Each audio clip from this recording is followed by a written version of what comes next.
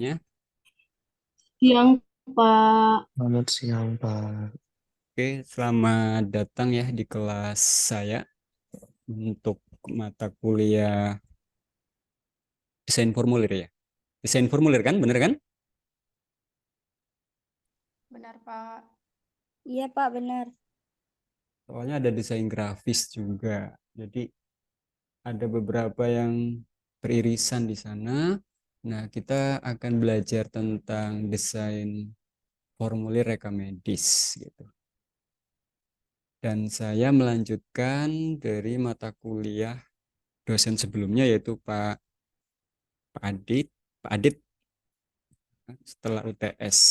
Jadi hari ini saya masuk yang pertama setelah UTS. Di kelas kalian ini jumlahnya apakah masih sama ya? Kemarin waktu saya pertemuan dengan kalian kalau nggak salah 54, benar nggak sih? Atau lebih? Sekarang 50. Kemarin 53, sekarang 52. 53? Iya, Pak. Oh ya. Intinya berkurang atau gimana? Berkurang ya? Berkurang Pak. Berkurang, Pak. Ada yang ini nggak lanjut? Iya, Pak. Baik. Oke, tetap semangat bagi yang hari ini bisa ketemu. Kita bertemu bersama, kita akan belajar bareng ya. Karena saya istilahnya bukan dosen ini, tapi lebih ke praktisi. Jadi saya berasal dari dunia kerja, seperti teman-teman udah tahu, perkenalan sebelumnya. Hari ini saya coba akan lebih perbanyak ke kondisi di lapangan, ilmu lapangan yang nanti kita iriskan dengan ilmu-ilmu yang sudah diajarkan oleh Pak Adit dalam mata kuliah desain formulir reka medis begitu. Saya mau spill dulu untuk beberapa mata kuliah yang diajarkan Pak Adit itu boleh disebutkan apa aja yang yang teman-teman ingat.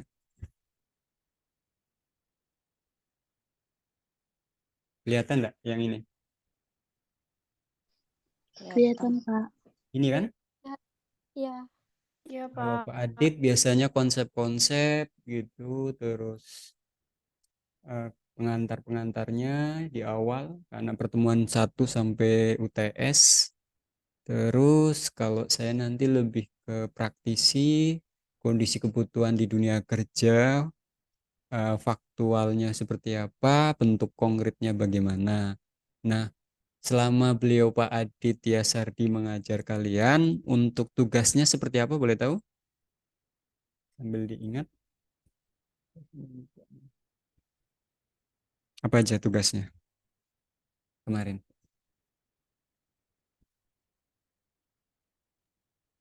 Kalau nggak salah waktu itu ada tugas cuman dari materi-materi ini aja sih, Pak. Oke, ada tugas berbasis project enggak? Tidak Tidak ada. Pak, biasanya teori ja gitu Pak. Oke, nah berarti kalau ketemu saya lebih bentuknya konkret. Kalau ibaratnya kalian belajar masak ya bukan sekedar bikin resep, tapi praktek dari resep itu. Paham ya? Itu. Walaupun mungkin nanti bentuknya seperti apa, apakah mau tugas individu, kalau kelas kalian banyak, bisa juga kelompok begitu. Terus ada sesi tatap muka juga nanti kan di menjelang UAS ya. Berarti nanti saya akan tatap muka dan saya ini praktek langsung aja sih ya. Praktek yang minimal menganalisis formulir dari beberapa rekam medis elektronik yang ada di dunia kerja. Nah, saya jujur sangat antusias di dunia kerja yang memang benar-benar kalian nanti diperlukan gitu. Jadi, saya akan menguatkan teori-teori, materi-materi yang sudah disampaikan oleh Pak Adit gitu. Jadi, kalau teman-teman lihat di materi Pak Adit ini kan ngomongin desain formulir ini tentunya kalau pengertian formulir teman-teman udah paham ya. Kalau berarti formulir ini bisa disebut sebagai apa? Jangan yang ini, menyebutkan kertas dan sebagainya. Ini bisa disebut sebagai apa? Kalau kita mau mengumpulkan sesuatu, kalau kita mau menghimpun sesuatu, kita mau metik buah misalkan analoginya. Kita kira-kira bawa apa? Apakah hanya cukup tangan sama ingatan gitu? Membawa alat bantu.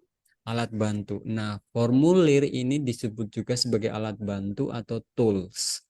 Nah, dikaitkan dengan dunia kerja kira-kira apa? Pakai logika sederhana aja. Alat bantu untuk mengumpulkan data. Nah, poin pintu masuknya di situ.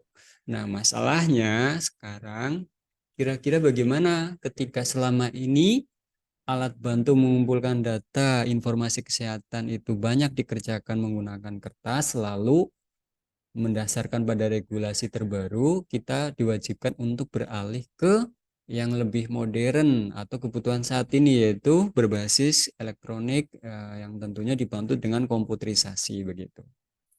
Nah, terus kenapa Pak Adit mengajarkan yang formulir kertas? Ya karena memang pondasi konsep dasarnya berangkat yang dari kertas dulu teman-teman.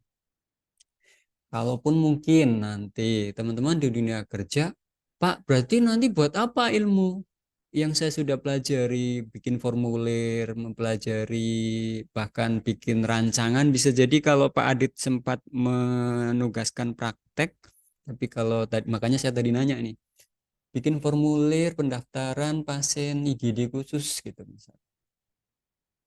Jadi formulir apapun yang terkait dengan alat bantu untuk menghimpun data di bidang kesehatan, yang tentunya macam-macam ya nanti peruntukannya, itu tetap berangkat dari konsep. Nah konsep itu pada umumnya ya berangkat yang dari kondisi sebelumnya, berbasis kertas misalkan. Terus Pak, nanti bagaimana? Nah ini kalau Pak Adit kan sudah mengenalkan keuntungan dan kelebihannya ya, bahkan gitu. Jadi nanti ketika teman-teman dan kita, kayak saya pun di dunia kerja, formulir yang berbasis kertas ini akan diadopsi, akan dipindahkan ke konsep elektronik. Jadi berangkat dari manual, idenya, desainnya itu akan dialihkan ke rekam medis elektronik atau desain elektronik. Pertanyaannya, siapa yang mengerjakan dari kertas ke elektronik? Apakah kalian sampai jadi gitu? Ada yang bisa jawab nggak? Maksudnya mengerjakan gimana, Bu? Jadi rekam medis elektronik yang bentuknya kertas yang teman-teman selama ini lihat waktu PKL itu kan kertas tuh. Ya, Oke. Pak. Ya. Isinya seperti apa, desainnya seperti apa. Teman-teman kan udah lihat nih. Nah, ketika dialihkan ke rekam medis elektronik, siapa yang berperan di sana? Rekam medis, Pak. Rekam Rekam medis. medis. Oke.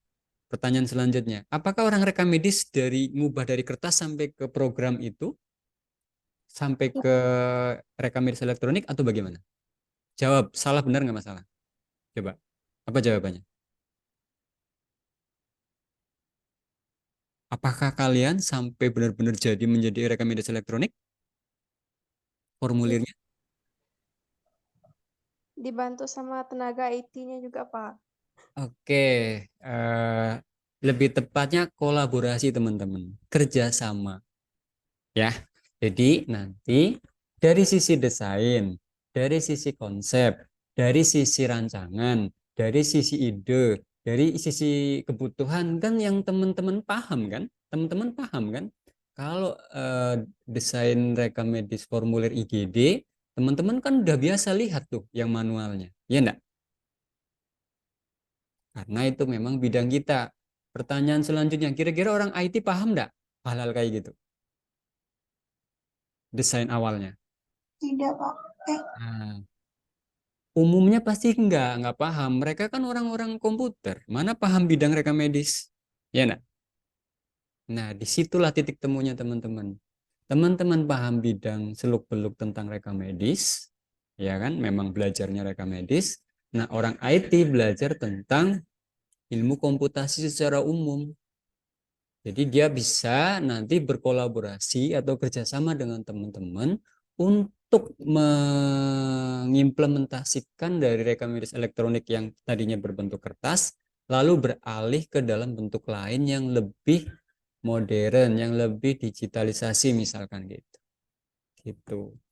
Jadi rancangannya, idenya, desainnya dari teman-teman, eksekusinya kerjasama dengan orang IT. Gitu. Ada gambaran sampai sini? Ada ya? Ada, Pak. Jadi kolaborasi kuncinya antar dua profesi nanti. Terus di tempat Pak Noto gimana? Sama. Jadi saya sebagai orang pereka medis, saya kerjasama dengan orang IT. Orang IT umumnya nggak paham reka medis. Walaupun mungkin lama-lama karena dia bertahun-tahun kerja di rumah sakit bisa jadi paham. Tapi terlepas paham dia tidak boleh melampaui batasannya. Karena kewilayahan orang IT ada, kewilayahan kerja orang reka medis ada. Kuncinya kolaborasi, ya, kerjasama. Gitu. Ada yang mau tanyakan enggak? Ada yang udah punya mimpi pasangan hidup saya nanti adalah seorang IT gitu. Romi, Pak. Nah, Romi atau dirimu juga boleh. Artinya Yogi gini. Pak Yogi. Oke, Arthur pasti nanti belajar tentang IT cewek ada loh, Tur. Kan gitu. Jadi nanti Salam Bu, salam Pak. Kalau yang cewek Pak, kenapa? ya kan akhirnya gitu kan kolaborasinya sampai ke dunia akhirat. Ah, jadi kalau selama ini bidang-bidang lain kayak ini kalau ngomong rumah sakit ya, sektor rumah sakit kan ada bidan, ada perawat, ada dokter, ada lain-lain ya tenaga kesehatan lainnya. Bisa jadi nanti ada IT informatika kesehatan gitu. Jadi orang-orang IT yang menguasai atau setidaknya bergelut di wilayah kesehatan. Gitu. Karena dia jadi mitra strategis di dunia kerja dengan orang RM. Kuncinya kolaborasi ya. Gitu. Terus kalau Pak Noto gimana? Ya, saya secara PNS, secara fungsional adalah preka medis. Gitu. Sampai saat ini saya sudah 15 tahun sebagai preka medis.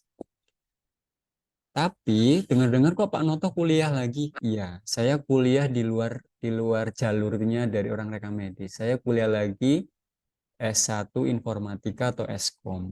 Saya lebih hanya untuk apa ya? Meningkatkan wawasan saya pribadi supaya nanti saya bisa apa ya? Berkontribusi lebih baik, lebih banyak tentang bidang khususnya ya karena saya apa?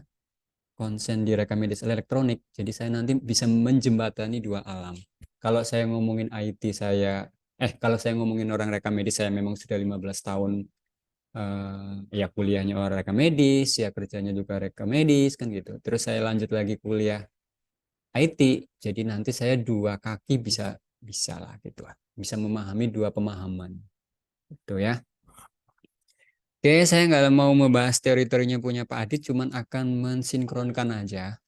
Manfaatnya tentunya banyak ya. Ini intinya jadi alat penghimpun data lah. Begitu.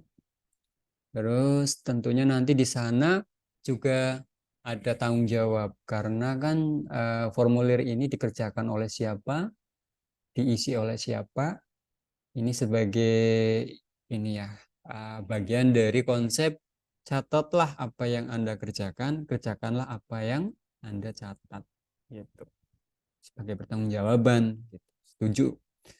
Ya, tentunya untuk merekam data, menghimpun data dan sebagainya. Nanti tapi bentuknya tidak lagi hanya sekedar kertas. Kalau kertas itu hanya sebatas untuk desainnya saja.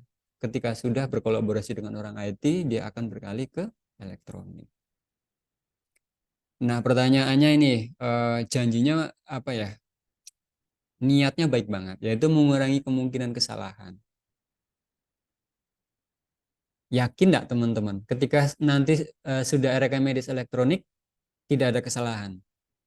Tidak yakin Pak, tidak yakin. Tidak yakin ya? Oh, Tidak, Pak.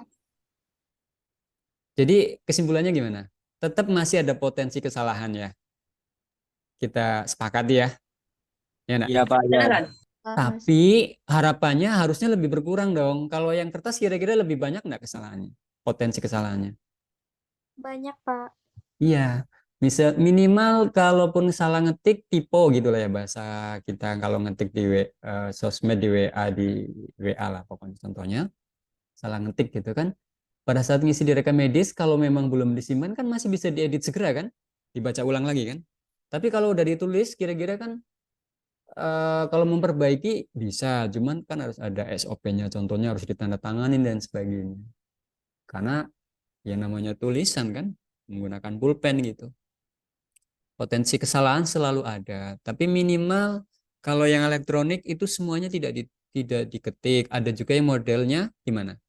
Pilihan. Kalau pilihan itu kayak di checklist gitu ya, di checklist. Kalaupun salah menceklis, tinggal dipindah aja checklistnya gitu. Jadi mengurangi kemungkinan kesalahan setidaknya iya niat baiknya begitu. Terlepas nanti kalau saya di dunia kerja, Pak, selama ini tempat Bapak kan sudah menggunakan rekam medis elektronik hampir 1 tahun ya Pak. Betul. Tempat saya kerja maksudnya RSUD Melawi itu sudah terhitung 1 Agustus 2022 sampai saat kita ngomong nih, sampai hari ini. Kita sudah komitmen menerapkan rekam medis elektronik. Terus pertanyaannya, Pak, ada banyak masalah enggak? Banyak. Terutama nanti variabel faktornya banyak ya. Nah, termasuk SDM.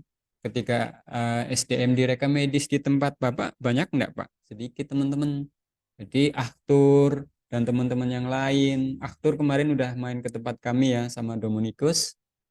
Ya, maksudnya main ke tempat kerja saya, RSUD-nya seperti itu. Sudah saya tunjukin juga rekam medis elektroniknya seperti apa, sempat saya spill gitu ya. Betul Supaya Pak, nang ngajak mereka dua Pak. nggak ngajak ya. Bohong. Apa Pak? Lawan. Ridho nak mau Pak. Nah tuh nggak mau katanya. Orang saya cek kaget tiba-tiba di WA-in sama Aktur sama Dominikus katanya mau main. Ya udah sini dengan senang hati. Yang lain kalau mau main kabarin aja. Nanti kita ngopi. Jadi begitu. Semangatnya adalah untuk meningkatkan perbaikan dari yang tadinya kemungkinan banyak salah pada saat menggunakan rekam medis kertas, harapannya ketika elektronik lebih berkurang gitu. Bukan bertambah ya. Tapi di tempat Bapak bertambah enggak? Awal-awal bertambah, tapi seiring waktu udah menjadi budaya. Budaya digital akhirnya lama-lama lancar. Alat komunikasi sih jelas, ini paham lah bahwasanya ini kan setelah dibuat apakah disimpan begitu saja kan enggak, dia digunakan untuk komunikasi antar bagian gitu. Orang lab dengan dokter, orang radiologi dan sebagainya, saling komunikasi antar tenaga kesehatan. Golongannya, nah ini mungkin akan coba kaitkan dengan di elektronik teman-teman. Kalau berdasarkan teori manualnya, formulir digolongkan menjadi beberapa. Yang pertama, dibuat dan disimpan dalam organisasi. Ini konteksnya gimana, teman-teman? Jadi formulir yang ada di rumah sakit itu. Misalkan rumah sakit RSUD Melawi, ada nggak yang formulirnya agak beda dengan rumah sakit tetangganya? Ada, beberapa ada yang beda. Kayak contohnya, ketika RSUD Melawi, tempat saya kerja itu kan ada layanan cuci darah nih, hemodialisa. Setahu saya yang ada hemodialis itu hanya beberapa rumah sakit kan. Ketika rumah sakit swasta tetangga tidak ada, pasti mereka nggak punya tuh formulir rekam medis manual maupun elektronik yang terkait dengan HD atau hemodialisa atau cuci darah. Nah, kalau yang dari luar ini contohnya misalkan dari mana? Dari puskesmas, mungkin ada rujukan ke tempat kita atau dari klinik berobat, klinik praktek dokter atau bidan praktek, mereka punya formulir terus ngirim rujukan ke tempat kita. Nah, nanti pada saat sudah elektronik ada namanya istilahnya bridging. Apa itu bridging Aktur kemarin? Apa Pak? Apa Pak? Bridging. Bridging. Ya. Kemarin kan saya udah panjang lebar jelasin ke dirimu. Apa itu bridging? Apa? Andre apa bridging Andre kemarin Andre? Ada yang tak ada yang tahu enggak yang lain? Nambah nguat apa bantu atau Bridging tuh yang di itu lah, SIM RS tuh Kak, Pak. iya, misalkan ini di tempat saya kan ada SIM-RS, di puskesmas ada SIMPUS, di klinik mungkin Oh, ada apa lagi gitu kan? yang itu dah sih Pak, yang tempat play BPJS itu sini Pak. Ya, termasuk BPJS juga punya sistem sendiri kan? Ya enggak? Ya, Ya. buat CP. Iya, SCP dan sebagainya. Artinya gini, ada banyak sistem di tempat pelayanan Ini kesehatan. Nah, antar aplikasi itu untuk berkomunikasinya bagaimana? Untuk pertukaran datanya. Apakah setiap data yang sama di entry ulang?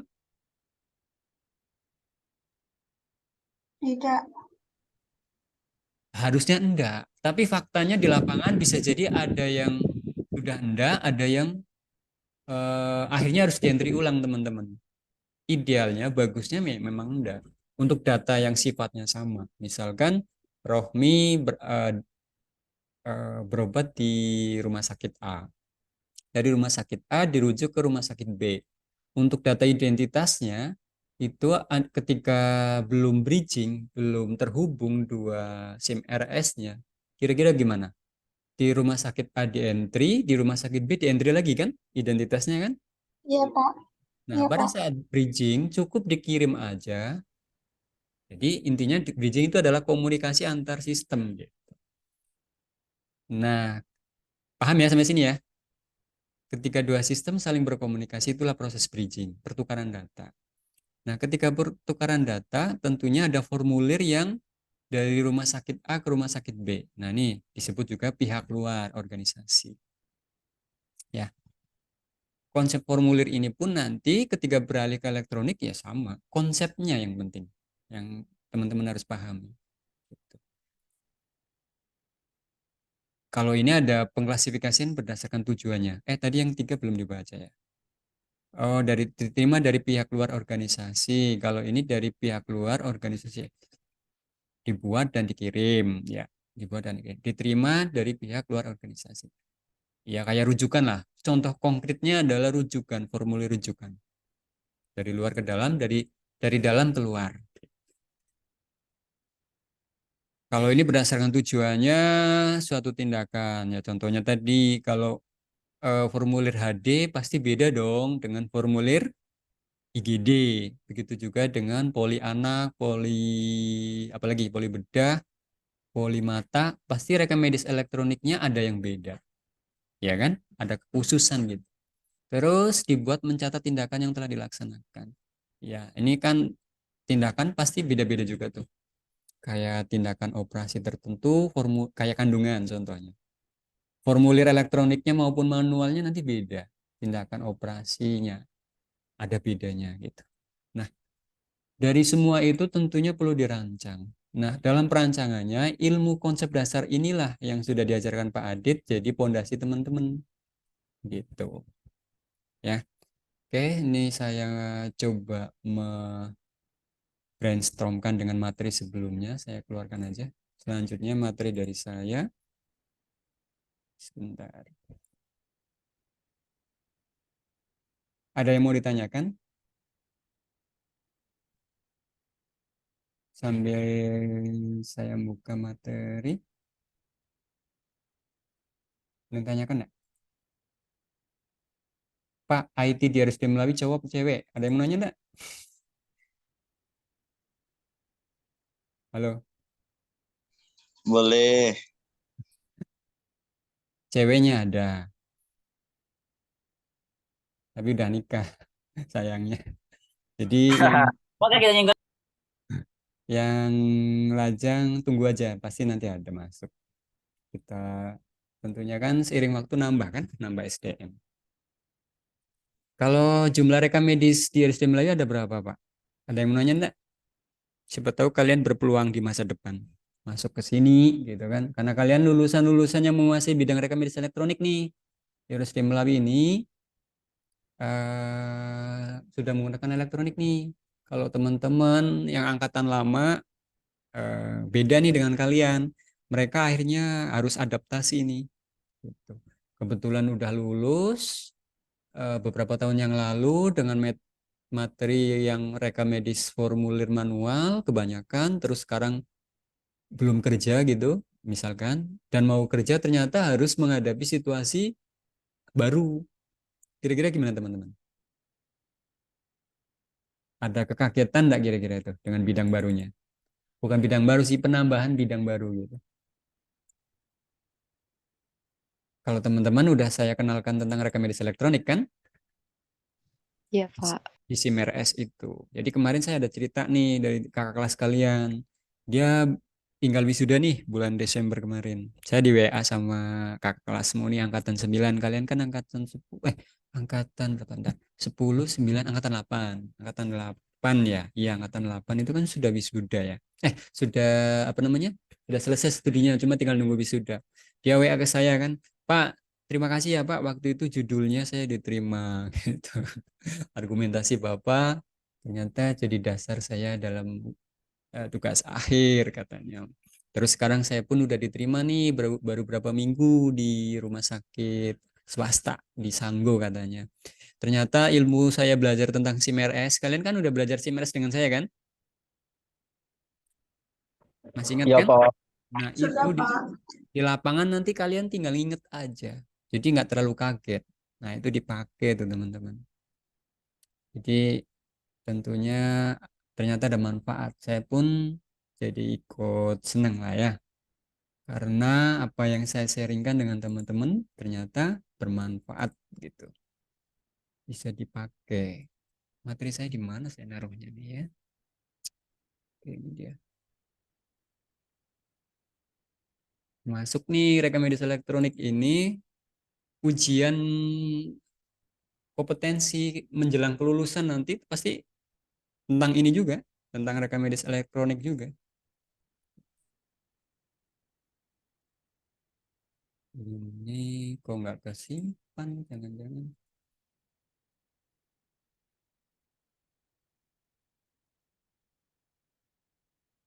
Oke, ini dia. Saya share screen. Sudah tampil belum teman-teman? Belum Pak. Belum, Pak. Oke.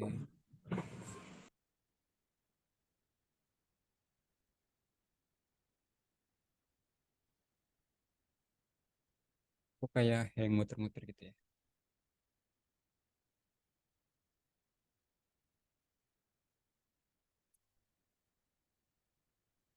Eh, Sejauh kalian masuk semester 3 ini kan? Iya 3 nggak? Pak. 3. Kemarin waktu PKL itu sudah boleh spill dong yang sudah menggunakan RME sudah ada belum ya kira-kira selama PKL sebelumnya? Ya walaupun sedikit atau banyak nggak masalah, kan namanya proses kan? Dan enggak? Tuh yang di Mempawah, yang di Mempawah. Nah, di Mama Yang Pawa kunci, yang kunci. ya di rumah sakit kota biasanya udah banyak tuh yang udah mengawali selangkah lebih baik. Oh, ini dia rupanya saya salah buka file. Pantesan nggak bisa-bisa. Ada yang mau PKL di Harus Melalui nggak periode ini? Saya tunggu. Udah ada Pak yang list tuh Pak. Ya, ayo sekalian cari judul. Jangan cuma cari jodoh. Semester 4 Pak. Nah, itulah. Jadi pulang-pulang PKL bukan bawa perasaan, tapi bawa wawasan. Gitu. Ilmu, ya kan? Masa iya? Oke, share screen mana nih dia? Share screen. Sudah kebaca? Sudah? Udah, Pak. Ya, kebetulan di RSUD Melawi saya masuk tim IT dan dikasih amanah mandat untuk jadi leadernya dalam implementasinya SIMRS.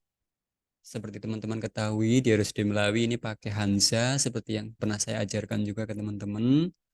Dan di dalam SIM RS Hansa maupun SIM RS yang lain juga sudah ada modul-modul RME, yaitu rekam medis elektronik, sebagai salah satu kewajiban dalam implementasinya begitu. Dalam implementasi rekam medis elektronik ini diatur dalam regulasi apa, teman-teman? Ada yang ingat nggak?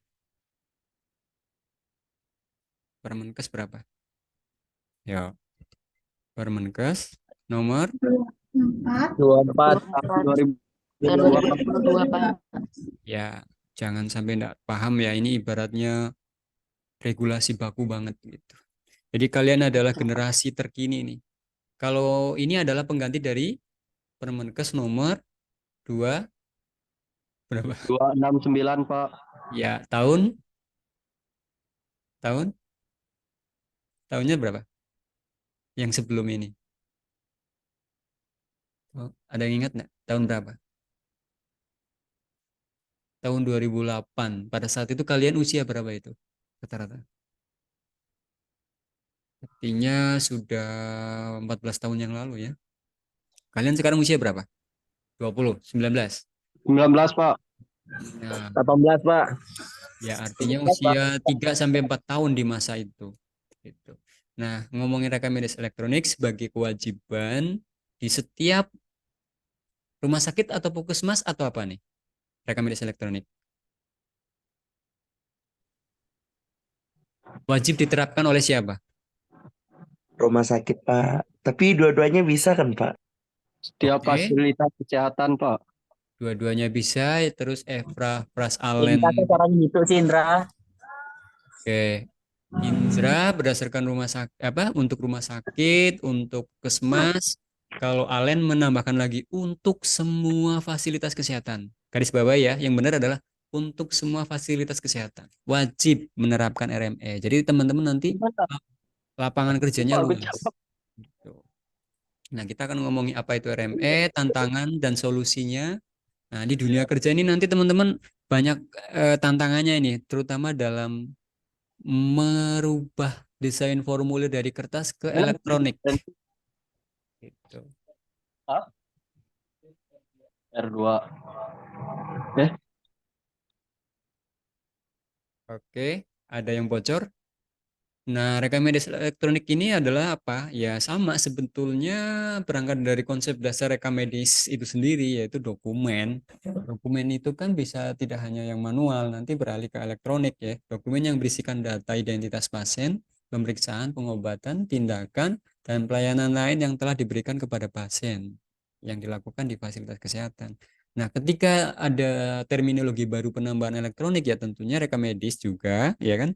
Yang dibuat dengan menggunakan sebuah sistem terkomputerisasi atau istilahnya juga elektronik yang diperuntukkan bagi fasilitas pelayanan kesehatan yang menyelenggarakan rekam medis. Ini pengertian konsepnya. Teman-teman tidak harus dalam mengambil pengertian tidak harus letter text begini, tapi yang penting esensinya paham. Intinya adalah sebuah catatan tentang pelayanan pasien di mana di fasilitas kesehatan yang bentuknya berupa digital atau elektronik. Nah, regulasinya yaitu ini regulasi lama untuk menguatkan dalam penerapannya ya. Selain tadi PMK yang sudah saya tuliskan di awal ini, Permenkes nomor 24 ada tambahan juga yaitu tentang Undang-Undang nomor 44 tahun 2009 tentang rumah sakit. Kalau ngomongin rumah sakit, kalau ngomongin puskesmas ya sebenarnya ada undang-undang sendiri sih.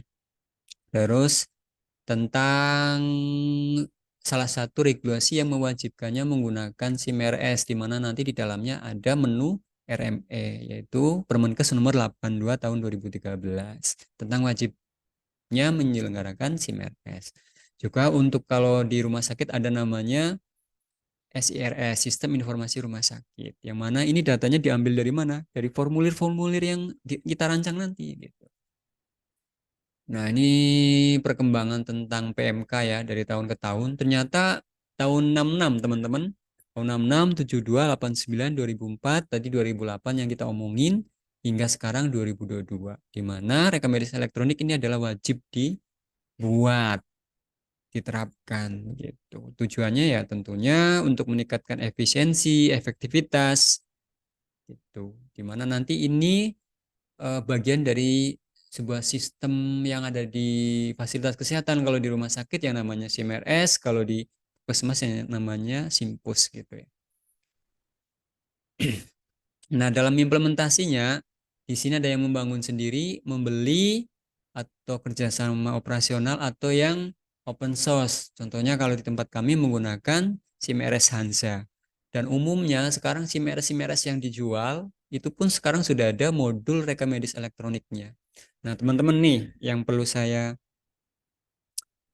tambahkan di sini, ketika tempat kalian kerja nanti akan membeli sebuah sistem informasi manajemen pelayanan kesehatan, misalkan kalau rumah sakit SIMRS, teman-teman kan harus punya wawasan tentang RME nih.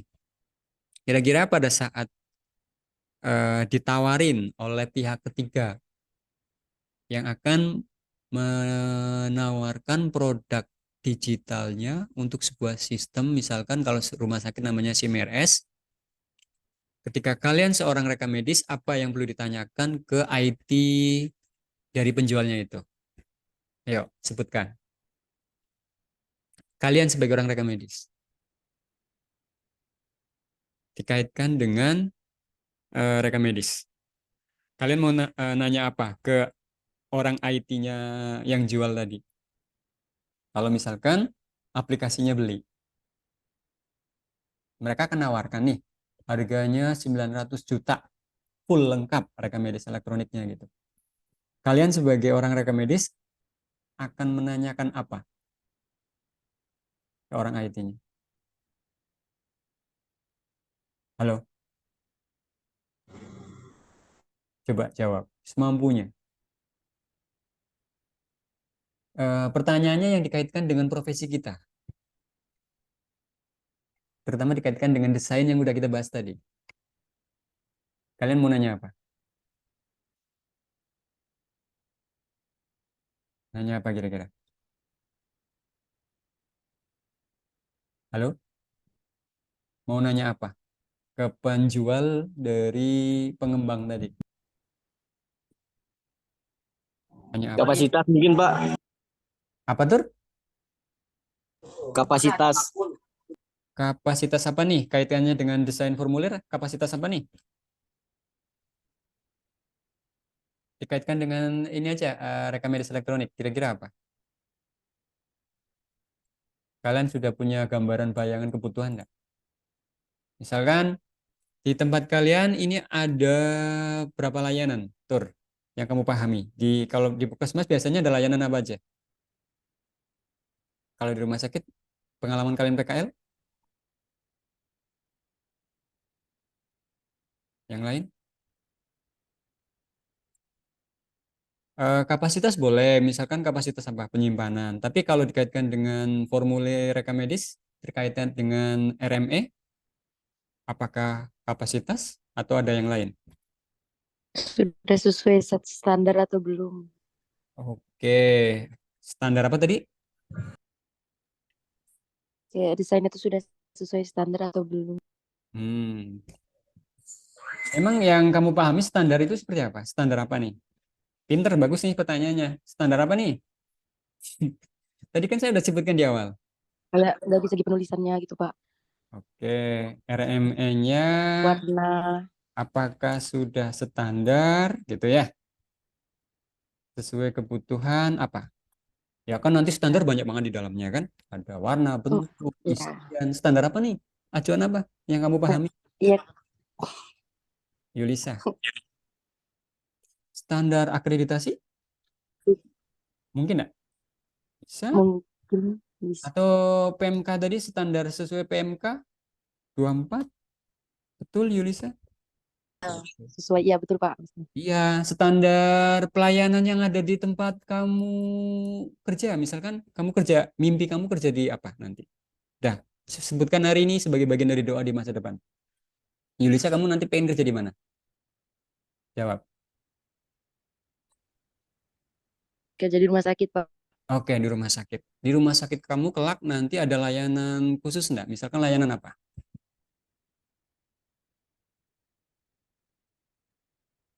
pendaftaran. Rumah sakit semua pasti ada pendaftaran kan? Pasti mirip. Ya, Ya, nah cari yang beda. Bayanganmu apa? Layanan khusus yang beda dengan rumah sakit lain. Kalaupun ada sedikit gitu. apa Layanan ya? apa ya?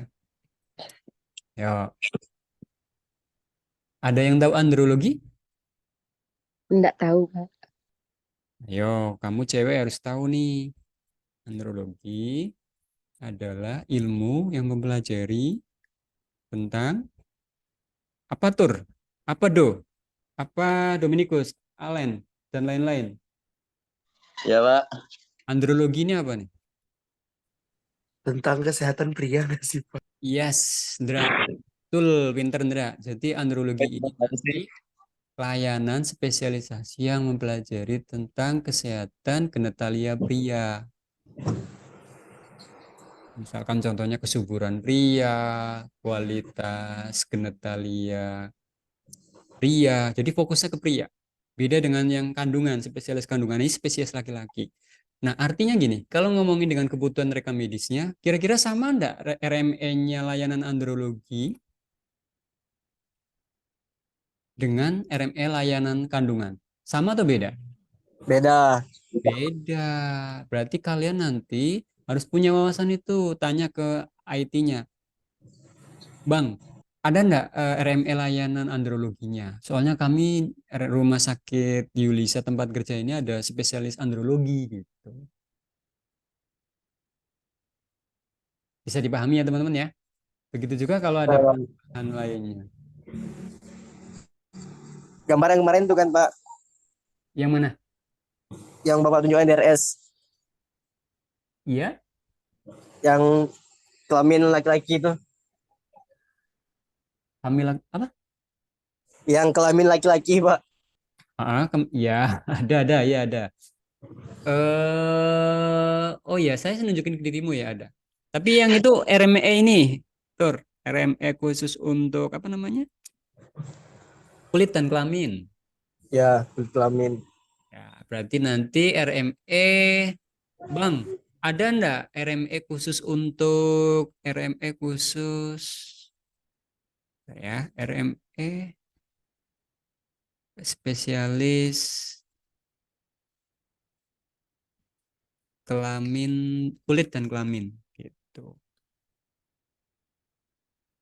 Beda soalnya nanti RME-nya. Yang kertas juga beda. Nah, ini yang digital.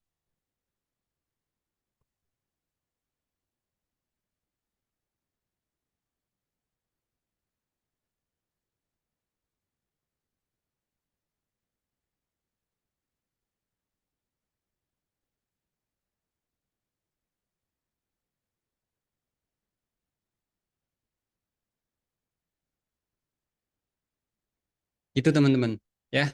Jadi kalau mau beli, tapi kalau mau membangun sendiri malah lebih bagus lagi. Berarti nanti tempat kalian kerja ini rumah sakitnya memiliki IT dan juga orang RM itu kolaborasi. Jodoh deh kolaborasi. Orang IT menguasai hal teknis komputerisasinya, orang RM menguasai bidang RM-nya. Gitu ya. Terus kalau tempat Pak Noto gimana? Ini yang sebelum ke tempatnya Pak Noto ini ada namanya kerjasama operasional. Ada yang paham enggak ini? Ada yang mau nanya enggak nih? Ini gimana sih konsepnya? Dalam pelaksanaannya nanti rumah sakit dengan misalkan apa ya?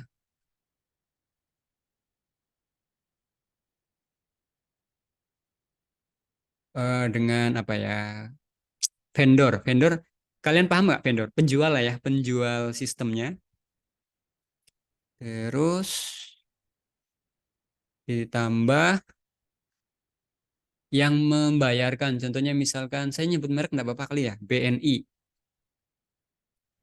Jadi ini ada tiga nih rumah sakit, berarti tempat kita kerja, vendor berarti yang membuat aplikasinya, BNI yang bayarkan. Kan kalau kalau yang beli ini, membeli ini kan misalkan harganya RME-nya nanti 900 juta di dalam dalam SIM RS atau SIMPUS. Nah, ketika ini nanti belinya harganya 900 juta, itu bukan dibayar langsung 900 juta, tapi dibayar per pelayanan, teman-teman. Kalau misalkan hari ini ada 100 pasien, terus penghasilannya 100 juta, nanti dibagi nih. Untuk vendor berapa, untuk rumah sakit berapa, untuk bank BNI-nya berapa. Tuh. Paham nggak prosentasenya? Misalkan rumah sakit 30% dari keuntungan. Terus untuk vendor, berapa ya? Vendor, ini 40 lah. Vendor, misalkan berapa? 40%.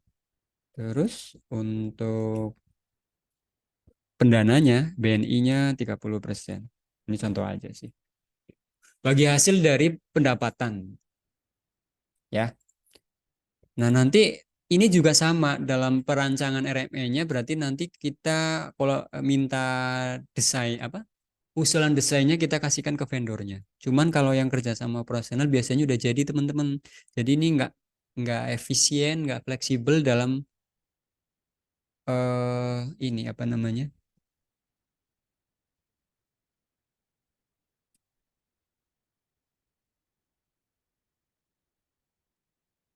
Nggak fleksibel dalam perancangan RME-nya gitu. Nah, kalau yang Hansa ini sebagai alternatif, teman-teman. Sudahlah gratis, ya kan? Ternyata lengkap RME-nya. Cuman ya kekurangannya yang namanya gratis pasti ada kekurangan ya. Terutama kalau desainnya custom.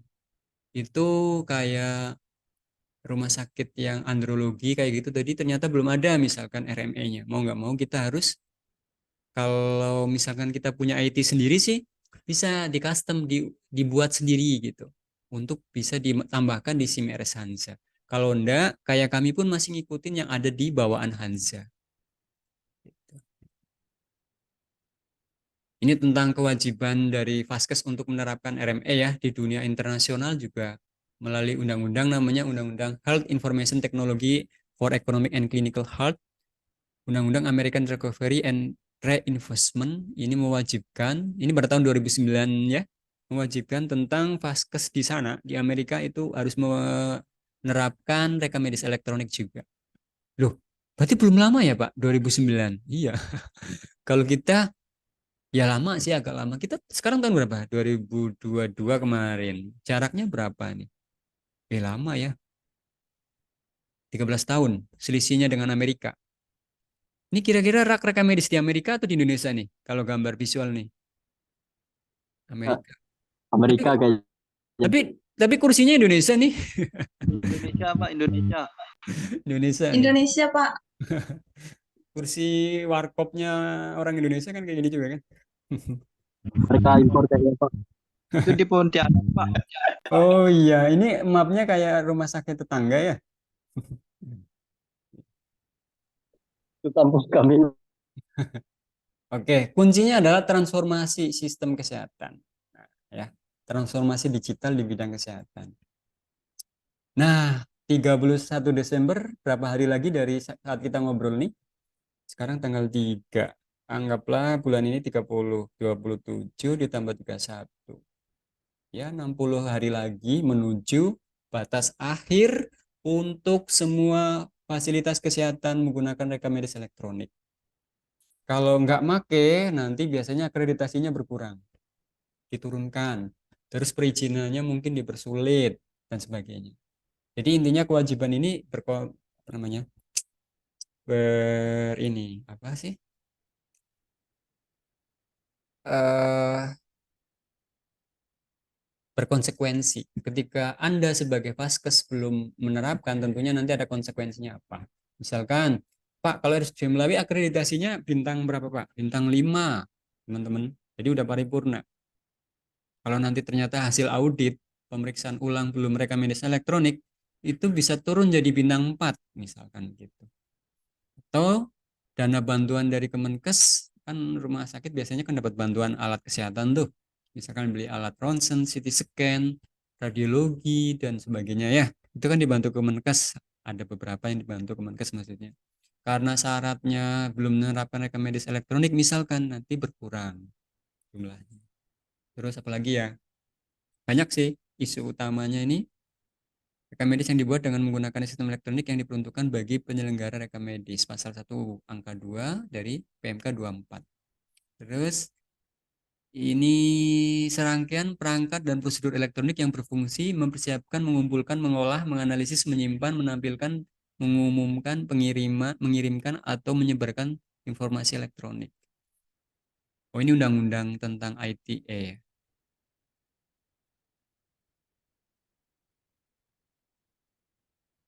Oke. Bye-bye, sudah nggak ada lagi. Apakah langsung nggak ada atau gimana teman-teman? Yang di rak itu gimana Pak? Kan di tempat Bapak banyak tuh. Jadi gimana teman-teman? Secara regulasi memang sudah tidak diakui. Namun rekam medis elektronik yang dihasilkan selama pelayanan berbasis manual yang masih menggunakan regulasi lama PMK 269/2008 bahwasanya rekam medis itu perlu dijaga. Nanti kan ada masa retensi, pemusnahan, retensi, pensortiran hingga pemusnahan. Kan itu tergantung SOPO masing-masing ya. Minimal ada yang 5 tahun. Kalau puskesmas kalau masalah 3 tahun. Kalau rumah sakit maksimal 10 tahun. Tergantung juga nanti jenis rekam medis apa. Ada yang operasi, ada yang terkait dengan aspek hukum. Itu sebenarnya dipilah, gitu kan? Jadi pada saat kita ngobrol saat ini, walaupun sudah rekam medis elektronik, bukan serta-merta rekam medis kertasnya ini dibuang. Ada mekanismenya. Ini kan rekam medis yang dihasilkan selama periode sebelumnya. Jadi ada regulasi lamanya yang tentunya perlu diatur. Tidak asal pemusnahan. Cuman secara regulasi penggunaannya sudah tidak dilanjutkan lagi lebih tepatnya gitu. Karena beralih kan ke elektronik. Ini untuk tambahan aja. Nah, rekam medis elektronik nanti dihasilkan di bagian mana saja nih? Di rumah sakit, elektronik rekam medis ini nanti akan masuk ke sistem informasi klinis. Terus sistem rujukan tadi, kan ada formulir rujukan kan? Ini kepegawaian, sistem informasi manajemen, SIMRS, keuangan, nanti kaitannya dengan klaim BPJS. Kalau kalian penelitian nanti, Pak, boleh enggak penelitian di tempat Pak Noto? Bisa? Kemarin sudah ada 5 orang yang masuk ke tempat kami, yang angkatan 9 ya, mau penelitian di tempat saya kerja. Di sini ada yang namanya PACS, Picture Archive Communication System. Ini punyanya orang radiologi nih. Gitu. Nah, semua data yang dihasilkan rekam medis elektronik ini merupakan sumber data yang tentunya agar datanya bisa lebih lengkap, lebih akurat, terhubung satu dengan lain atau terintegrasi dan real time atau tepat waktu. Itu kalau dari secara data manfaatnya. RMP juga dari secara pelayanan nanti dia akan memberikan pelayanan yang efisien, pemantauan mutu yang terintegrasi dan optimalisasi hasil pelayanan. Unsur hukumnya ini tentunya sama dari konsep manual juga ada konsep perbaikan.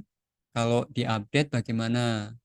Kalau yang rekam medis manual kan 3 garis ditandatanganin. Kalau ada koreksi, kalau elektronik nanti itu adalah setiap perubahan di rekam medis elektronik itu akan menghasilkan jejak digital.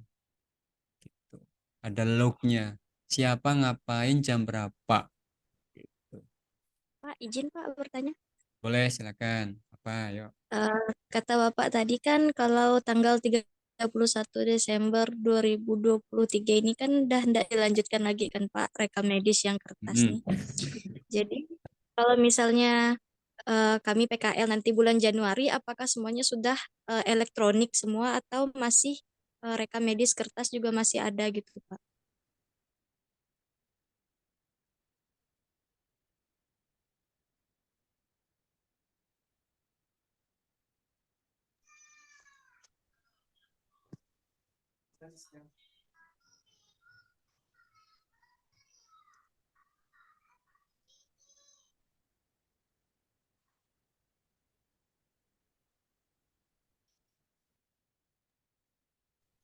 Pertanyaannya bagus banget. Jadi gini Rizka, di lapangan nanti kalian akan melihat fenomena kondisi ketika regulasi memaksakan, bukan memaksakan sih, mewajibkan 31 Desember 2023 sudah implementasi gitu ya. Pasti kalian akan mendapati dua kondisi. Sudah ada yang menerapkan, sudah, berarti ada tiga kondisi. Ada yang belum sama sekali menerapkan, ya kan? Ada yang menerapkan tapi masih kombinasi keduanya. Ada yang 100% sudah menerapkan. Itu, Rizka.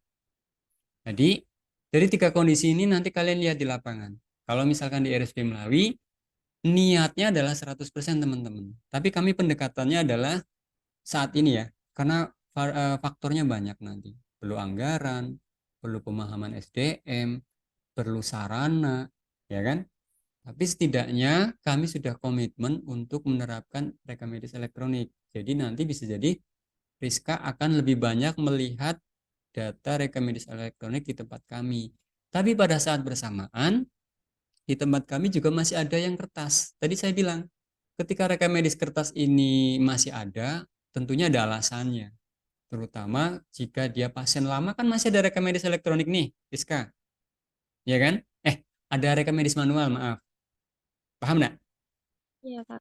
Rekam medis yang lama itu bukan serta-merta langsung dibuang. Dia kan masih dilindungi hukum juga karena rekam medis kertas yang lama ini kan maksimal misalkan disepakati 5 tahun masa inaktifnya gitu kan. Sedangkan Iya, pasiennya ini masih berobat. Berarti datanya masih dipakai Rizka menggunakan regulasi yang lama. Cuma pada saat kunjungan saat ini pasien yang lama ini data barunya sudah elektronik. Jadi nanti berarti jika misalnya petugas nakesnya itu mengantarkan berkas rekam medisnya ke poli-poli, berarti masih dalam bentuk map rekam medis atau udah dikirim lewat ini Pak, elektroniknya. baik, secara kondisi semua di tempat kami akan menggunakan elektronik. Paham? Ketika pasien lama, pasien baru datang hari ini misalkan, dia akan menggunakan rekam medis elektroniknya. Tapi ketika pasien lama, dokternya pengen lihat Rizka. Bu Bidan, tolong lihatkan kunjungan terakhir tahun 2009. Berarti gimana Rizka? Lihatnya di mana? Filing lagi rekam medis selama. Ya, yang lama diambil gitu. Jadi sifatnya nanti ada dua kondisi. Yang catatan hari ini Rizka, catatan hari ini pakai elektronik. Tapi ketika dokternya pengen melihat riwayat 2 tahun yang lalu, itu kan masih ada yang kertasnya nih. Yang kertasnya kita ambil. Paham nggak? Nah, Iya, Pak. riwayatnya itu nanti bisa jadi argumentasi dokter untuk melanjutkan terapinya hari ini dicatat di elektronik. Jadi kayak apa ya? Peralihan, perpindahan. Gitu. Jadi rekam medis elektronik yang lama ini di tempat Pak Noto masih ada, masih. Karena memang masih dilindungi kan secara hukum. Bukan berarti langsung dibuang atau dibakar, enggak. Cuman catatan yang hari ini, kunjungan yang hari ini, si pasien A ini langsung elektronik. Cuma ketika dokter mau lihat historinya, panggil yang rekam medis lamanya. Jadi raknya masih ada gitu. Tapi akhirnya lama-lama ini semuanya beralih ke elektronik, enggak? Iya. Nah, begitu teman-teman. Ada dua alam bertemu, manual ke elektronik. Nah, ini namanya masa peralihan. Tapi kalau pasien baru, Rizka udah pernah berobat ke RSD Melayu belum? Belum, Pak. Oke, ketika belum hari ini misalkan kontrol ke poli gigi. Kira-kira Rizka dibuatkan manual atau elektronik? Elektronik. Elektronik secara regulasi, secara kondisi di lapangan nanti dibuatkan rekam medis elektronik. Ada yang lihat Pak, ya? misalnya nanti nih pendaftaran pasien ulang nih. Hmm. Kan dia kalau misalnya dokter mau minta riwayatnya kan lihat di rekam medis yang lama nih, yang Mm-mm. masih manual. Yap. Nanti ada kemungkinan enggak Pak kalau nakes nih harus menyalin yang di rekam medis manualnya untuk dipindahkan ke rekam medis elektronik. Lalu jika udah disalin semua, rekam medis yang kertas nih boleh dibuang atau dimusnahkan gitu Pak. Enggak kayak gitu konsepnya. Kira-kira mampu enggak kalau dia kunjungan yang lama ini sudah ada 10 kali catatan? Mampu enggak dikutip semua? Ayo. Tidak, Pak. Tidak. Pasti membebani malahan. Jadi gini, di lapangan nanti enggak sesaklek seperti itu teman-teman. Di lapangan biarkanlah catatan manual yang di lama tetap di lama. Cuman dokter cuma mau mengecek aja teman-teman riwayatnya. Oh iya, pasien ini dulu memang pernah kontrol terkait dengan masalah gigi sulungnya. Hari ini gigi sulung yang nomor eh, sebelah kanan, yang dulu ini gigi sulung yang nomor berapa yang sebelah kiri gitu. Jadi paling dikutip sedikit aja berdasarkan riwayat nanti dokternya di rekomendasi elektronik. Berdasarkan riwayat 2 tahun yang lalu pasien A berobat penyakit apa gitu. Paham nggak? Di rekomendasi elektronik nih. Gitu. Pak. Enggak semuanya dikutip. Ada mekanisme juga gini. Kalau SDM-nya banyak ya. Kalau SDM lebih jujur kurang. Jadi rekomendasi yang lama nih di-scan teman-teman. Di-scan lalu di-upload ke SIM RS Hanza. Yang manualnya itu. Hanza ada nih bawaannya. Fitur-fitur yang bisa menjembatani manual di-scan. Tahu kan di-scan kan? Lalu di-upload ke SIM RS yang sewaktu-waktu bisa dipanggil. Jadi udah nggak mengambil derak lagi nanti. Paham nggak gambarannya? Cuman pelaksanaannya perlu SDM yang nyeken begitu banyak. Kami ada 11.000 rekam medis kertas. Mampu nggak itu? Kita sambil pelayanan. Tidak, Pak. Makanya. Pak. Ya, silakan. Pak izin bertanya, Pak. Oke, silakan Rohmi. Ini kan tadi kan jika ada pasien lama, Mm-mm. periksa selanjutnya menggunakan elektronik dan yang Yes. lama tetap disimpan gitu kan, Pak. Nah, Ya. bagaimana jika mau mengakreditasi kita bisa menentukan bahwa rekam medis kertas ini eh, masih dipakai atau pasiennya masih berkunjung? Apakah kita harus ngecek di kertasnya dan juga di komputer atau gimana, Pak? Ya akhirnya. Soalnya kan jelas pas Soalnya apa berarti tadi? ngecek dua-duanya gitu. Ya. Soalnya kan kalau pemeriksaan selanjutnya karena udah berbasis komputer tidak Mm-mm. mungkin dimasukkan ke kertas lagi kan, Pak? Betul. Atau gimana? Ya, jadi nanti surveyor akreditasi itu kan akan melihat kondisi aktual, faktual, kondisi yang terkini gitu ya. Saya yakin eh, si siapa namanya, tergantung surveyornya ya. Kalau surveyornya paham banget bidang rekam medis, pasti melihat keduanya teman-teman. Terutama penyakit-penyakit yang kronis itu kan biasanya berkunjungnya sering banget tuh. Nah, ketika sering pasti catatan rekam medis manualnya kan masih di lama nih. Padahal di masih lama ini masih dilindungi karena misalkan 5 tahunnya itu masih dilindungi oleh regulasi lama. Walaupun regulasi lama itu sudah berhenti ya. Nah, itu tetap kita pertahankan teman-teman karena masih dilindungi regulasi lama. Tapi bukan berarti langsung dibuang. Nah, ketika kaitannya dengan akreditasi, dia akan dicek kok. Tempat kami gitu kemarin waktu akreditasi. Yang lama, yang kertas dicek, yang digital dicek. Gitu. Ya. Sampai nanti benar-benar sudah, misalkan batasnya 5 tahun, yang lama bolehlah diinaktifkan. Sambil kita nunggu ada mekanisme baru sih sebetulnya.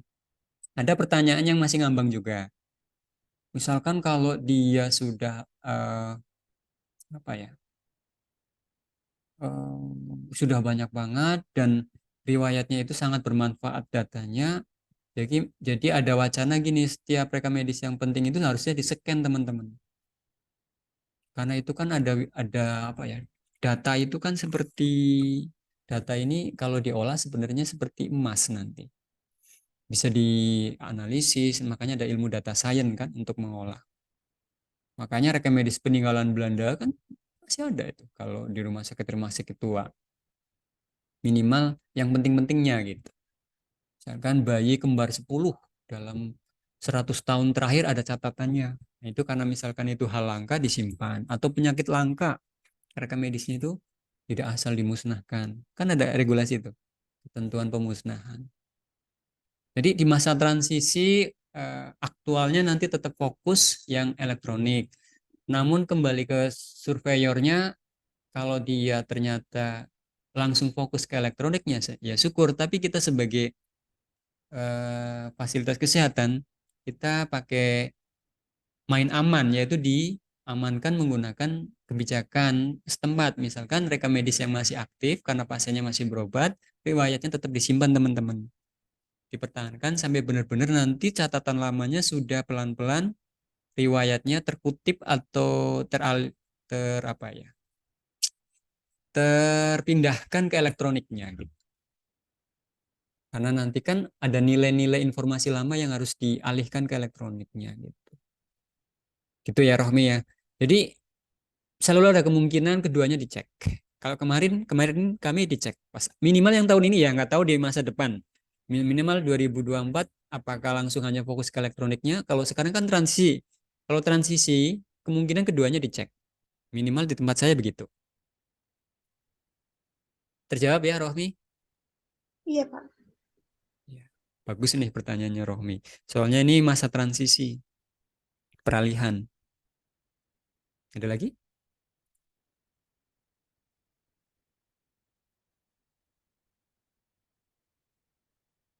Halo? Oke, ini unsur hukum perbaikan, kerahasiaan, otentifikasi, penyimpanan, dan pemusnahan. Ini sebetulnya unsur-unsur yang seksi ini di rekam medis elektronik. Kalau penyimpanan di PMK yang terbaru berapa lama? Minimal 25 tahun kok. Minimal 25 tahun. Kalau kalimatnya minimal berarti boleh nggak lebih? Boleh, Pak. Boleh. Boleh, Pak. Kalau Anda mampu menyimpan rekam medis elektroniknya lebih lama ya silakan. Tergantung kemampuan eh, apa storage-nya ya. Gitu. Autentifikasi pakai fingerprint, sidik jari atau apa lagi ya? Eh, ini apa namanya? Pembacaan wajah, recognize, face recognize. SID, Pak. Ya, bisa juga. Ini ngomongin SIM-RS sih, bukan RME-nya. Ini udah, berarti itu aja tadi. Kalau ngomongin RME, langsung masuk ke bukti aktual di lapangan. Di tempat kerja Pak Noto seperti apa? Seperti ini teman-teman. Saya akan ngambil satu sampling yang sudah saya siapkan. Saya pakai data latihan. Jadi kami punya rekam medis elektronik divisi development, yaitu untuk bahan pembelajaran. Kelihatan nggak? Kebaca nggak? Divisi development. Nampak, Pak, nampak. Berapa, Pak? Ya, Pak. Oke, kita coba cari pasien simulasi uji coba. Ah, ini pasien uji coba semua, teman-teman. Jadi bukan data asli ya, data latihan. Saya gedein dulu deh. Oke. Kelihatan semua enggak lebar? Harusnya kelihatan. Misalkan data uji coba. Ini bukan data asli ya, teman-teman. Uji coba. Kita lihat riwayat elektroniknya. Misalkan ini untuk latihan biasanya. Nih, perhatikan. Tuh. Udah banyak ya di tempat kami. Ini adalah catatan keperawatan dari waktu ke waktu, dari selama dia dirawat. Tiap hari dilakukan pencatatan 3 kali. Nah, sampai pulang maka catatannya banyak banget. Lihat. Ini pakai server lokal ya, karena untuk latihan saja. Biasa saya untuk latihan ngajarin perawat, ngajarin dokter, Nah, ini ada codingnya teman-teman. Kelihatan nggak? Saya pakai magnification. Magnifier. Berarti di RSUD Melawi semuanya dari poli-poli udah transfer data gitu ya, Pak? Dari poli-poli, dari bangsal, dari radiologi, dari lab, dari IGD, dari fisioterapi, dari kandungan, dari operasi, semuanya pakai RME. Tapi masih ada kertas enggak, Pak? Masih. Enggak 100% tanpa kertas. Kita tahapannya adalah mengurangi jumlah kertas secara bertahap. Tapi semua bagian sudah berusaha memakai. Walaupun tidak 100% total tanpa kertas. Gitu ya teman-teman. Nanti kalau pas PKL di sini masih, Pak, kok masih ada yang pakai kertas? Ada penjelasannya teman-teman. Tapi secara keseluruhan, semua bagian sudah menerapkan. Ini contohnya, kelihatan enggak ya? Nah, ini pemeriksaan rawat inap. Kelihatan enggak? Kelihatan, Pak, tapi kecil. Ya, ini udah agak saya gedein, kelihatan enggak ya? Di Suhu. Zoom, Pak, di Zoom bisa. Iya. Nah, ini asesmennya, terus berat badannya, respiratory, nadi, semuanya udah digital begini nih. Langsung di entry pada saat kami menggunakan RME. Gitu. Ada tanda-tanda vitalnya, obatnya, ini pakai obat, sudah pakai resep elektronik. Nah, ini penandaan lokasinya. Ada dexter, ada dextra, ada sinistra, ada area kepala, ada posisi anatomi dari depan, dari belakang. Gitu. Pak, mau lihat resumenya bisa enggak, Pak? Bisa. Kita lihat resumenya, misalkan dia ini, oh ya tadi dia kunjungan terakhir kemana saja? Kita lihat. Dia ada masuk ke poli IGD, ada ke bangsal anak. Nah, kita coba lihat di bangsal anak. Kita lihat bangsal anak. Oke, yang belum pulang. Uji. Coba. Ini udah pulang ya kemarin. Sorry. Oke, kita panggil nama pasiennya. Nah, ini dia. Kita lihat resumenya. Resume rekam medis elektronik yang manual kan umumnya ya manual gitu kan, kertas kan. Nah, kalau elektronik isiannya seperti ini, teman-teman. Sudah ada codingnya. Jadi orang-orang rekam medis sudah ngisi codingnya. Kalau kita print nanti seperti ini. Klik kanan. Kalau kita print resume elektroniknya seperti umumnya kertas gitu. Bisa di print juga. Nah, ini seperti ini. Pasien uji coba di bangsal anak, riwayat masuknya dia kena dengue fever, ya kan? Alasan masuk dirawat dia strip. Ini kalau kalau data asli pasti ada ini karena latihan ya. Nah, ini seperti ini. Pemeriksaan fisik harusnya ada, ini strip karena ini latihan. Nah, ini diagnosisnya seperti itu. Ditandatanganin tanggal berapa gitu. Oleh dokter siapa. Terus kalau lihat formulir lainnya gimana, Pak? Pilih pasiennya lalu klik kanan. Gimana ya? Ini klik kanan, di sini ada rekam medis macam-macam nih. Ada keperawatan umum, saya screenshot aja ya, kirim ke grup.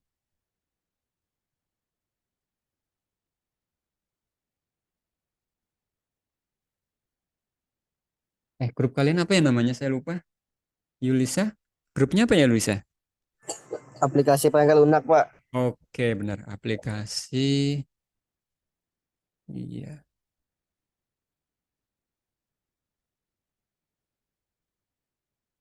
Itu saya kirim ke grup. Nah, ini udah diterapkan hampir semua lah di tempat kami. Itu yang saya kirim ke grup. Ada nggak Pak yang kelewat? Ada, terutama di beberapa wilayah bagian unit itu ada yang belum disiplin misalkan begitu. Nah, ini RM operasi, ini untuk di IGD nih. Terus ini di ruang operasi. Ruang operasi sudah ada berapa? 1, 2, 3, 4, 5, 6, 7 RME. Di ruang ICU sudah ada 1, 2, 3, 4. Nah, kalau di dalamnya langsung saja ambil satu uji coba, pasien uji coba nih. Nih, dari atas sampai ke bawah. Perhatikan yang sebelah kiri. Ini resep digital, terus permintaan lab, terus resume pasien, RME resume untuk diagnosis, awal keperawatan kandungan, fisioterapi. Ada yang tahu nggak? Fisioterapi ini apa?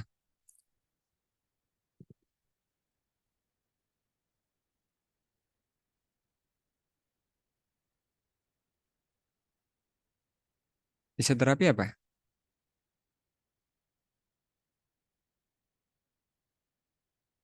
Tempat terapi, Pak. Ya, kayak terapi fisiknya, terapi yang cedera-cedera gitu ya, termasuk pasca penyakit kronis kayak stroke gitu ya.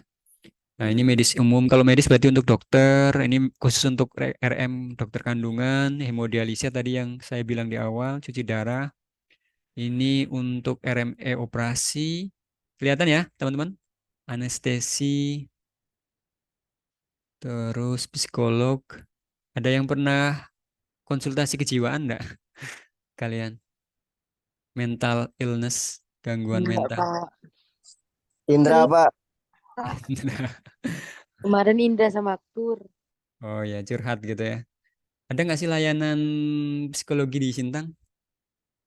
Dosennya ada, Pak. Oh ya, MPSI ya. Katanya bisa konsul ke situ juga. Ya, udah nyoba belum? Belum, Belum, Pak. Pak. Belajar dari stres, Pak. Nggak mau sih Pak konsul. Ya, Nanti ya, Mas. ya. Ya, jadi kalau teman-teman nanti kerja di rumah sakit yang ada pelayanan psikolognya, ini rekam medis elektroniknya ya. Mau lihat dalamannya nggak? Kita lihat. Lihat dalamannya. Seperti ini isinya tuh. Ada anamnesis, ada di anamnesis apa sih? Ada yang tahu nggak anamnesis? Sudah seminggu susah makan. Gangguan psikologi nih. Susah tidur. Apalagi kalau gangguan mental ini biasanya apa? Merenung. Apalagi anamnesanya. Suka teriak-teriak. Kepala pusing. Kepala pusing. Ya sama kayak orang sakit juga gitu. Pusing, nggak jelas, tanpa sebab. Seolah-olah. Padahal ya ada masalah sih. Siapa lagi? eh, Suka bicara sendiri dengan tembok.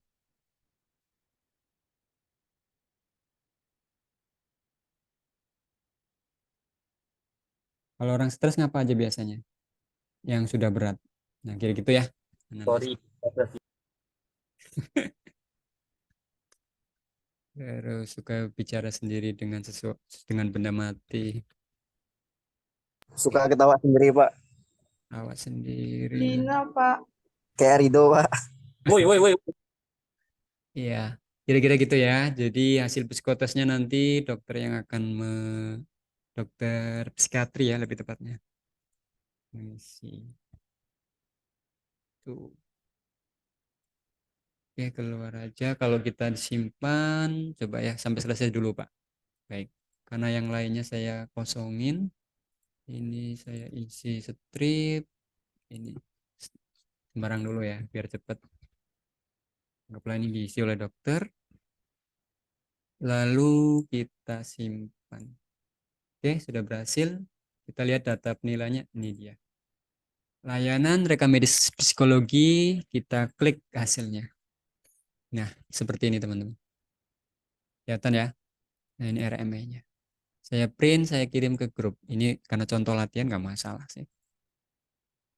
Penilaian RME penilaian psikolog. Jadi konsep-konsep yang kemarin sudah diajarin sama Pak Adit, ya sama berangkat. Ini kan sebetulnya manual kan? Ya nggak? Nah, desain manual ini nanti diusulkan ke orang IT yang menindaklanjuti didesain dalam bentuk elektronik seperti ini. Paham nggak teman-teman? Jadi konsep-konsep dasar yang kemarin sudah belajar sama Pak Adit dipakai, tapi untuk ngerancang aja, terus rancangannya diserahkan ke orang IT gitu. Saya kirim yang tadi buat mana sih tadi? Oke.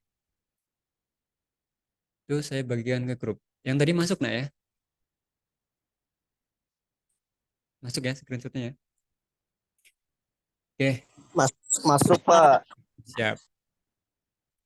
Untuk RME yang lain lagi, saya kenalkan sebelum kita akhirin kayak asuhan gizi nih. Asuhan gizi saya gedein. Nah, dalam perancangannya nanti ini, ya berangkat dari manual, lalu kita desainkan, lalu kita usulkan kolaborasi dengan orang IT untuk dirancang menjadi seperti ini. Itu. Kalau orang IT mana paham itu apa formulir ICU, apa itu lansia, mana mereka paham. Kalau kita kan setidaknya memang udah bagian dari bidang kita gitu kan. Ini ada yang mau dibuka enggak nih? RME yang mana saking banyaknya? Mau buka mana? Satu lagi sebelum kita akhiri. RME yang mana yang mau dilihat?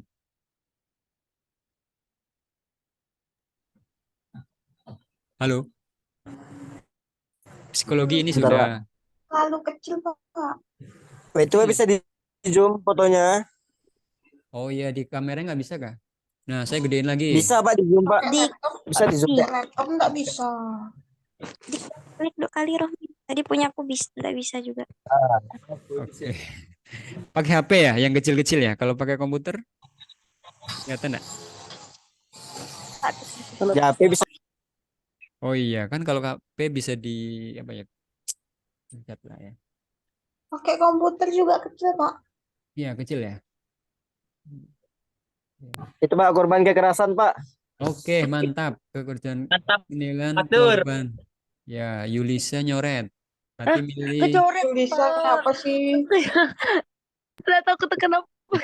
Gak apa-apa, gak apa-apa, gak apa-apa, gak apa-apa. Artinya kalian nyimak, malah saya senang daripada saya didiemin kayak kuburan ngomong sendiri.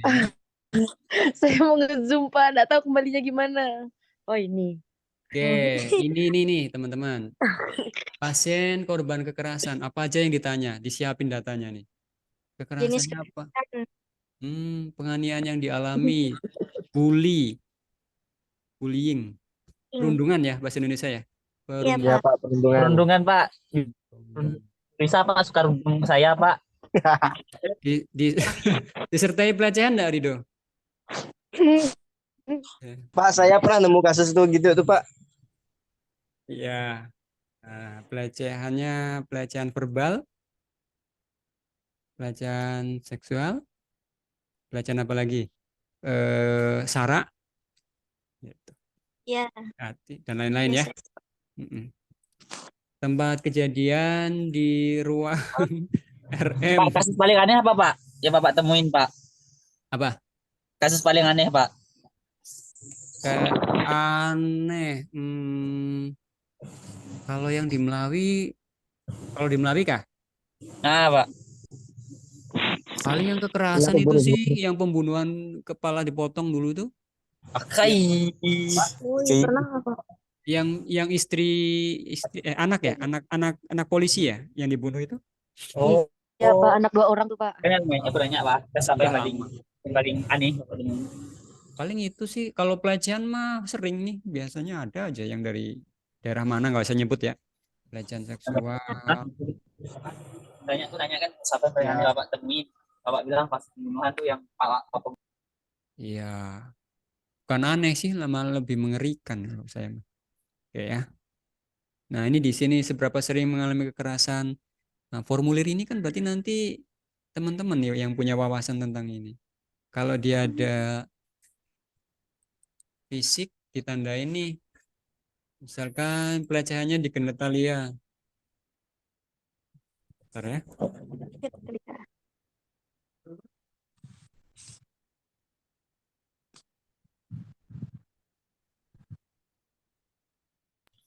Halo Yulisa. Kiu, kiu. Kayak mana ngapus coretan tuh? Mana bisa kayak Aduh. ngaruh Tadi bisa semacam yang pertama.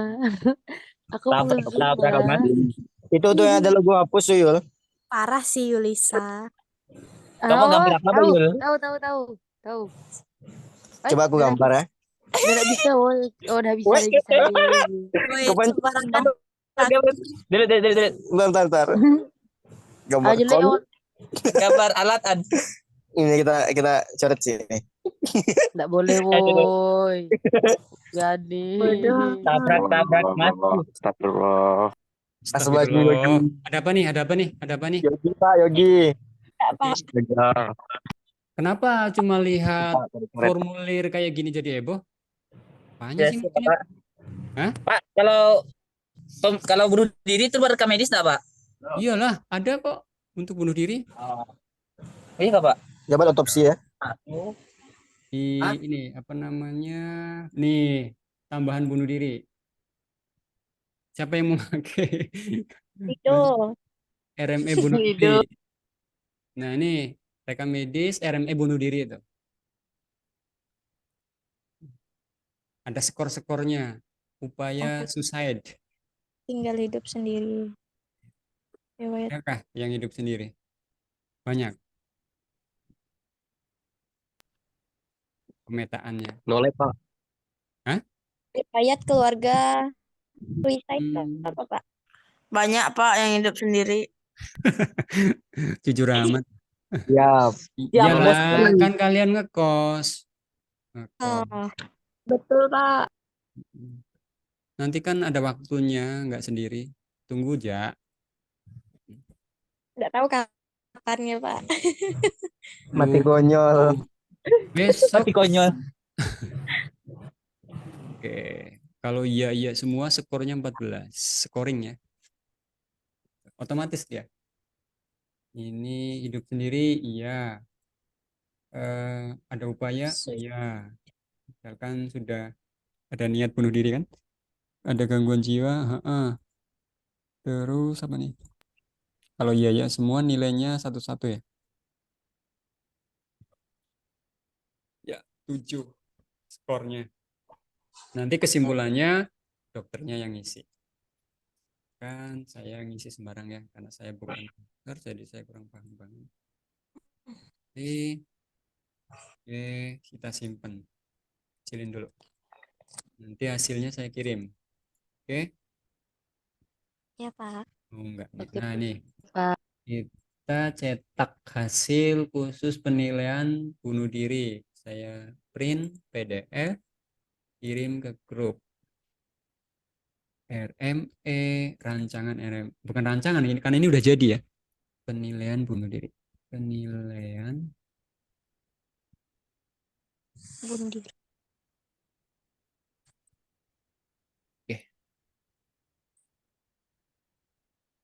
Ngomong-ngomong, ada ya nggak yang SIM apa namanya SIM RS-nya masih terinstall di laptop kalian?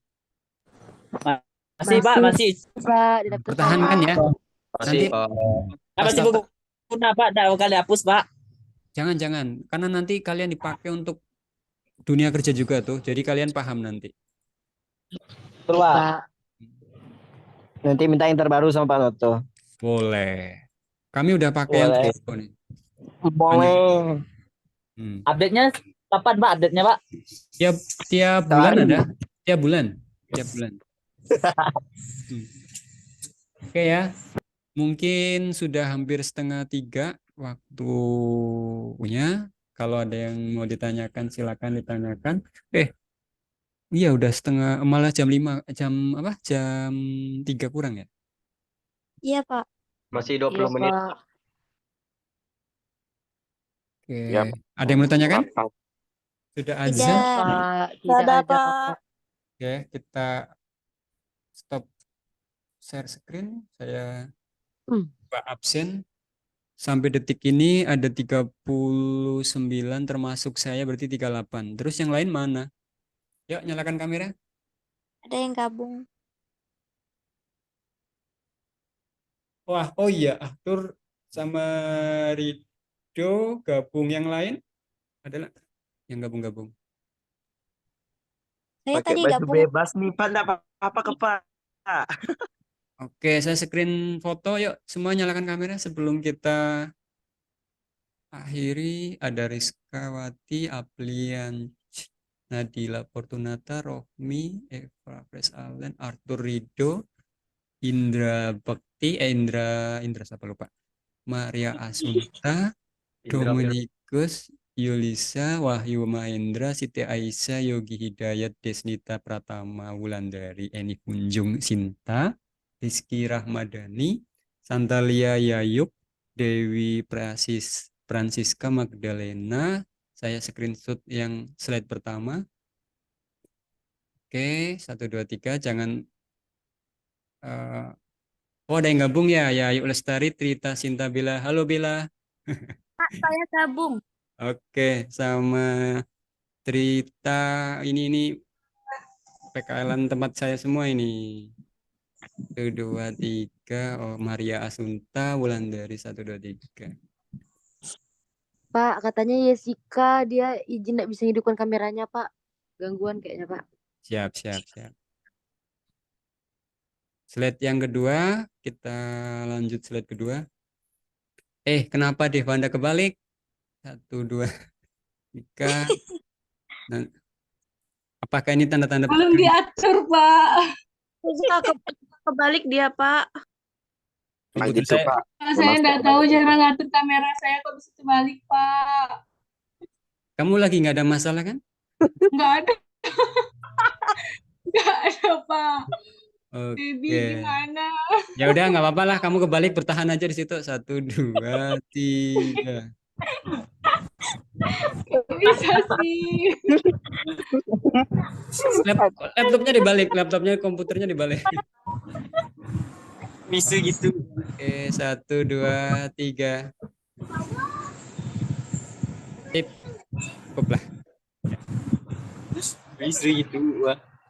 Oke, saya ucapkan terima kasih sampai detik ini teman-teman masih antusias untuk belajar di kelas saya.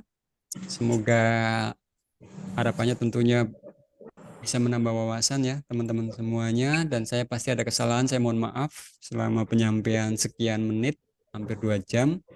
Demikian dari saya, kurang lebihnya saya tutup. Assalamualaikum warahmatullahi wabarakatuh. Selamat sore. Waalaikumsalam. Waalaikumsalam warahmatullahi Waalaikumsalam wabarakatuh. warahmatullahi wabarakatuh. Selamat siang Terima Pak. kasih. Thank you Pak. Thank you Yuk. Pak. Terima kasih Pak. Ya, saya close ya. Yuk, Kasih, Pak. yuk sama-sama.